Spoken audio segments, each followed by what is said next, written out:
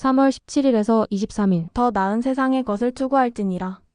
교리와 성약 23편에서 26편. 침례를 받는 것은 대부분의 사람에게 경건하고 평화로운 경험이다. 그러나 에머 스미스와 몇몇 사람들은 침례를 받는 동안 그들을 조롱하고 위협하며 내몰았던 폭도들에게서 방해를 받았다. 후에 조셉은 새로운 회원들에게 확인의식을 집행하려던 순간에 몰몬경을 전파하여 지역에 소동을 일으켰다는 혐의로 체포되었다.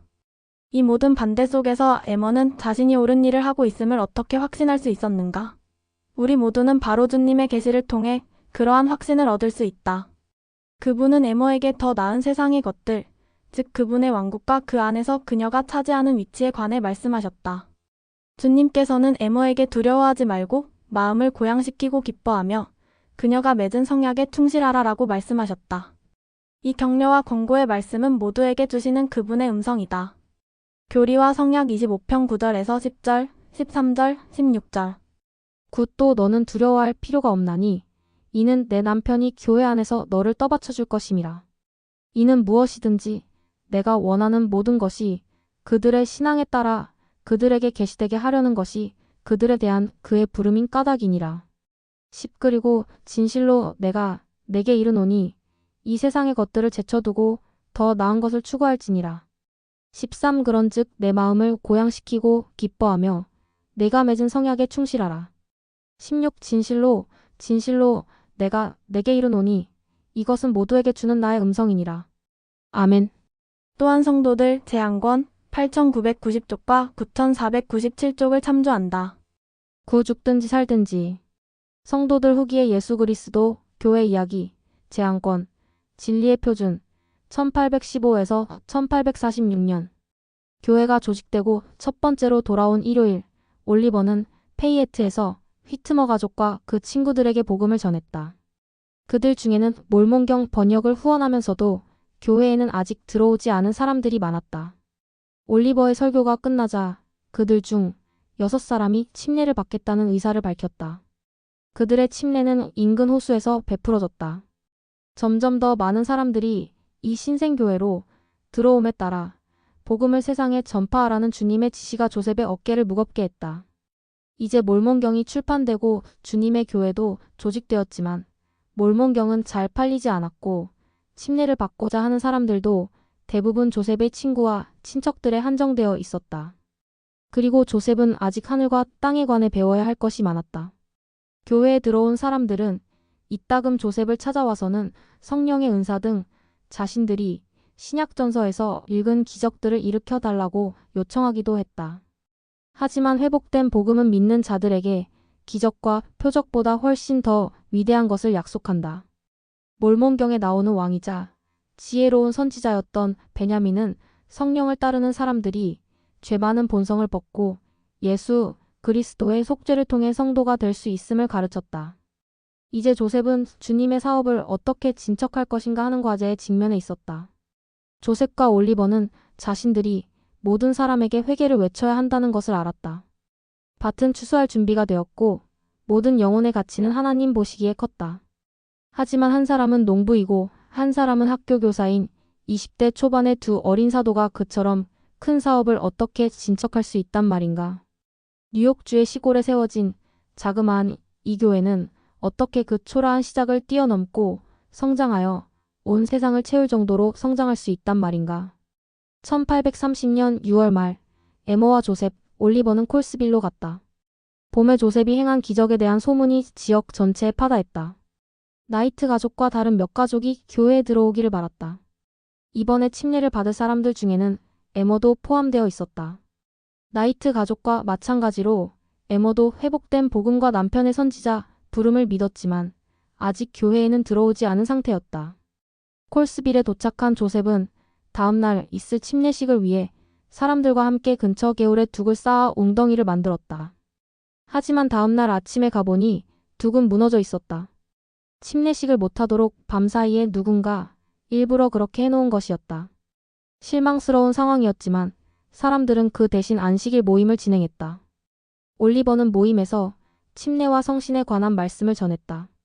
설교가 끝나자 그 지역의 한 목사와 신도들이 난입해서 신자 한 사람을 끌고 나가려는 사태가 벌어졌다.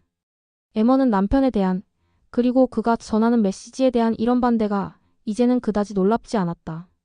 조셉을 사기꾼이라고 하며 그가 추종자들에게서 돈을 뜯어내려 했다고 비난하는 사람들도 있었다. 어떤 사람들은 성도들을 몰모나이츠 단어 끝에 IT가 붙으면 추종자, 지지자를 나타내며 흔히 못마땅하다는 느낌을 포함한 옮긴이라는 이름으로 조롱했다. 성가신 일이 생기는 것을 방지하기 위해 에머와 몇몇 사람들은 다음날 일찌감치 게울로 가서 둑을 보수했다. 충분한 양의 물이 고이자 올리버는 웅덩이 한가운데로 걸어 들어가서 에머, 조셉과 폴리 나이트 부부, 그리고 그 외 10명의 사람들에게 침례를 주었다. 침례가 진행되는 동안 몇 명의 남자들이 바로 뒤쪽 개울가에 늘어서서 이들에게 야유를 퍼부었다. 에머와 성도들은 그들에게 신경을 쓰지 않으려고 노력했다. 하지만 그들은 나이트 가족의 농장으로 돌아가는 길까지 뒤따라오며 소리를 지르고 선지자 조셉을 위협했다.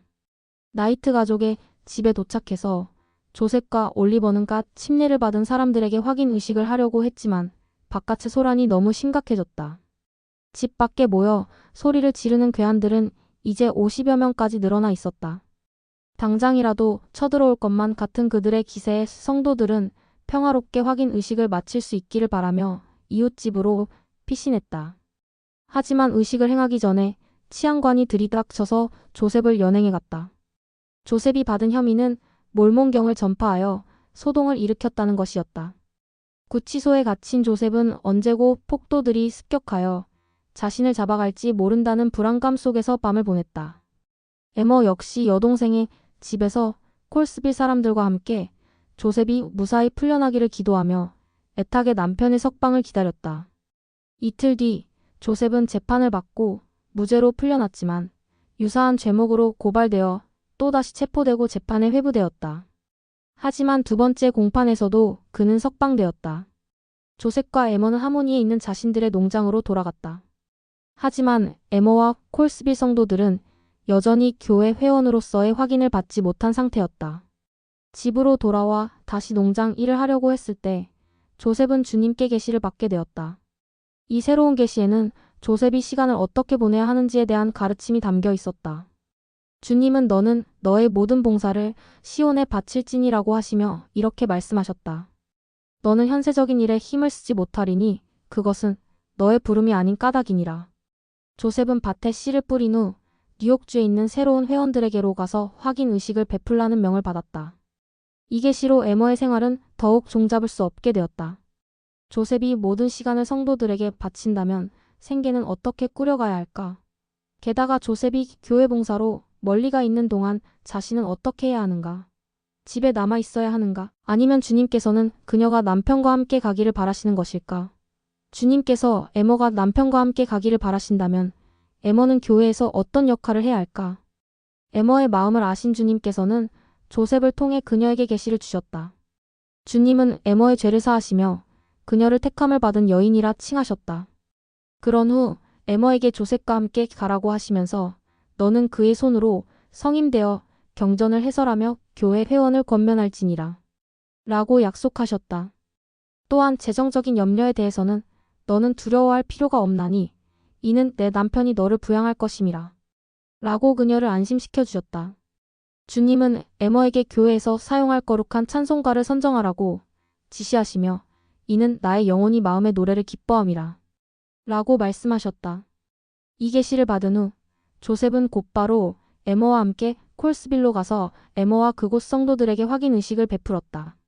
새로운 회원들이 성신의 은사를 받자 방 안은 주님의 영으로 충만해졌다. 사람들은 모두들 기뻐하며 하나님을 찬양했다.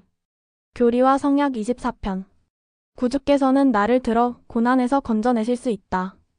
교리와 성약 24편에 계시는 시련의 시기에 조셉 스미스와 올리버 카우드리를 강화하고 격려하며 가르치기 위하여 주어졌다.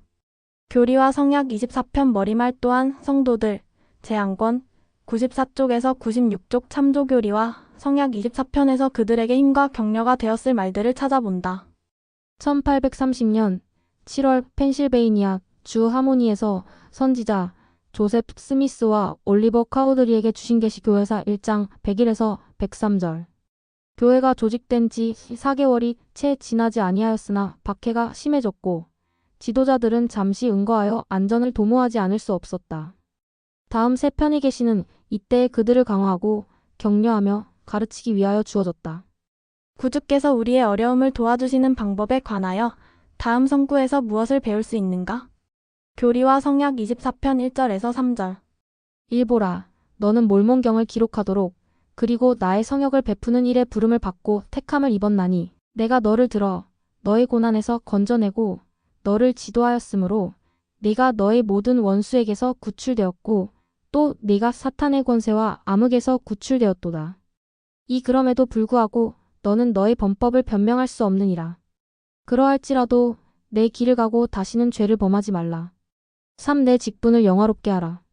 그리고 내 밭에 씨를 뿌리고 그것을 안전하게 한 후에 콜스빌, 페이에트 그리고 맨체스터에 있는 교회로 속히 가라. 그리하면 그들이 너를 부양할 것이요. 나는 영적으로나 현세적으로도 그들을 축복하리라. 교리와 성약 24편 8절. 팔고난 중에 인내하라. 이는 네가 많은 고난을 겪게 될 것임이라. 그러나 이를 견디라. 이는 보라, 내가 참으로 내 생애 끝날까지 너와 함께 있을 것임이니라. 교리와 성약 121편 7절에서 8절. 7. 내 아들아, 내 영혼의 평강이 있을지어다. 내 역경과 내 고난은 잠시뿐이리니 8. 그러고 나서 만일 네가 이를 잘 견디어내면 하나님이 너를 높이 들어 올리실 것이요. 너는 너의 모든 원수를 이기리라. 이사야 40장 28절에서 31절. 28. 너는 알지 못하였느냐, 듣지 못하였느냐, 영원하신 하나님 여호와, 땅 끝까지 창조하신 이는 피곤하지 않으시며 곤비하지 않으시며 명철이 한이 없으시며. 29. 피곤한 자에게는 능력을 주시며 무능한 자에게는 힘을 더하시나니. 30. 소년이라도 피곤하며 곤비하며 장정이라도 넘어지며 쓰러지되. 31. 오직 여호와를 앙망하는 자는 새 힘을 얻으리니 독수리가 날개치며 올라감 같을 것이요 다른 빡질하여도 곤비하지 아니하겠고 걸어가도 피곤하지 아니하리로다. 모사이아서 24장 14절에서 15절. 14. 그리고 내가 또한 너희 어깨에 놓인 짐을 가볍게 하리니 곧 너희가 속박되어 있는 동안 참으로 너희가 너희 등에 그것을 느끼지 못할 것이라. 이를 내가 행할 것은 이후로는 너희를 나를 위한 증인으로 서게 하려 함이요. 나 주 하나님은 진실로 내 백성을 그들의 고난 중에 돌아보는 주를 너희로 분명히 알게 하려 함이니라 하시니라. 15. 이에 이제 이렇게 되었나니 엘마와 그의 형제들 위에 지워진 짐이 가벼워졌고 참으로 주께서 그들을 강하게 하사 그들로 쉽게 그들의 짐을 지게 하심에 그들이 주의 모든 뜻에 즐거이 인내를 가지고 복종하였더라. 교리와 성약 25편. 나는 하나님의 왕국에서 중요한 역할을 맡고 있다. 에머 스미스는 남편 조셉 스미스를 통해 회복이 성취되는 것을 지켜보면서 자신의 역할이 무엇일지 궁금했을 것이다. 교리와 성약 25편에서 하나님께서 주신 응답을 찾아본다. 이 편에서 그분이 여러분에게 주시는 음성이라고 느껴지는 것이 있는가? 16절. 교리와 성약 25편 5절, 14절. 온유한 심령 안에 거하고. 온유한 심령이라는 문구는 여러분에게 어떤 의미인가? 25편에서 온유하다는 말의 의미를 이해하는 데 도움이 되는 단어와 문구를 찾아본다. 또한 데이비드 A. 베드나 장로의 말씀 온유하고 겸손한 마음이 도움이 될 수 있다. 리아오나 2018년 5월호 30에서 33쪽 예수 그리스도는 어떻게 온유함의 본보기가 되시는가? 마태복음 11장 28절에서 30절 참조. 28. 수고하고 무거운 짐 진 자들아다 내게로 오라 내가 너희를 쉬게 하리라. 29. 나는 마음이 온유하고 겸손하니 나의 멍에를 메고 세게 배우라 그리하면 너희 마음이 쉼을 얻으리니. 32는 내 멍에는 쉽고 내 짐은 가벼움이라 하시니라. 여러분이 생활 속에서 온유한 심령으로 할 수 있는 일들을 생각해 본다. 교리와 성약 25편 10절, 13절. 5. 내 부름의 직분은 내 남편 나의 종 조셉 스미스 2세가 고난 중에 있을 때 온유한 심령과 위안의 말로 그를 위로하는 일이 될지니라. 14. 온유한 심령 안에 거하고 교만을 조심하라. 내 영혼은 내 남편과 또 그에게 임할 영광을 기뻐할지어다. 이 세상의 것들을 제쳐두고 더 나은 것을 추구할지니라.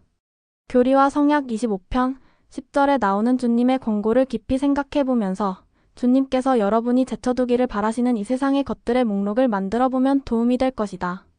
그런 다음 그분께서 여러분이 구하기를 바라시는 더 나은 세상의 것들의 목록을 만들어 볼 수 있다. 첫 번째 목록에서는 제쳐둘 것 한 가지를, 두 번째 목록에서는 구할 것 한 가지를 선택한다. 러셀 M. 넬슨 회장은 세상의 많은 것들을 제쳐두는 일에 관해 권고와 약속을 주었다. 넬슨 회장의 말씀 영적인 보알이 아오나 2019년 11월호 77쪽에서 이 부분을 찾아본다. 여러분은 그의 권고를 어떻게 따르겠는가? 13절을 읽으면서 하나님 아버지 및 예수 그리스도와 맺은 성약들을 생각해 본다. 이 성약들에 충실하라라는 말은 무슨 의미인가? 여러분이 맺은 성약은 이 세상의 것들을 제쳐두고 더 나은 것을 추구하는 데 어떻게 도움이 되는가? 다음은 여러분이 이 세상의 것들과 더 나은 것을 분별하는 데 도움이 될 수 있는 성구들이다.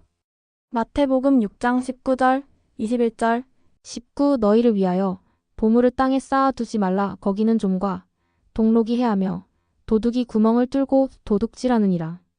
20일 내 보물 있는 그곳에는 내 마음도 있느니라. 25에서 34절 25 그러므로 내가 너희에게 이르노니 목숨을 위하여 무엇을 먹을까 무엇을 마실까 몸을 위하여 무엇을 입을까 염려하지 말라. 목숨이 음식보다 중하지 아니하며 몸이 의복보다 중하지 아니하냐. 26 공중에 새를 보라. 심지도 않고 거두지도 않고 창고에 모아들이지도 아니하되 너희 하늘 아버지께서 기르시나니 너희는 이것들보다 귀하지 아니하냐. 27 너희 중에 누가 염려함으로 그 키를 한 자라도 더할 수 있겠느냐. 28 또 너희가 어찌 의복을 위하여 염려하느냐. 들의 백합화가 어떻게 자라는가 생각하여 보라. 수고도 아니하고 길쌈도 아니하느니라.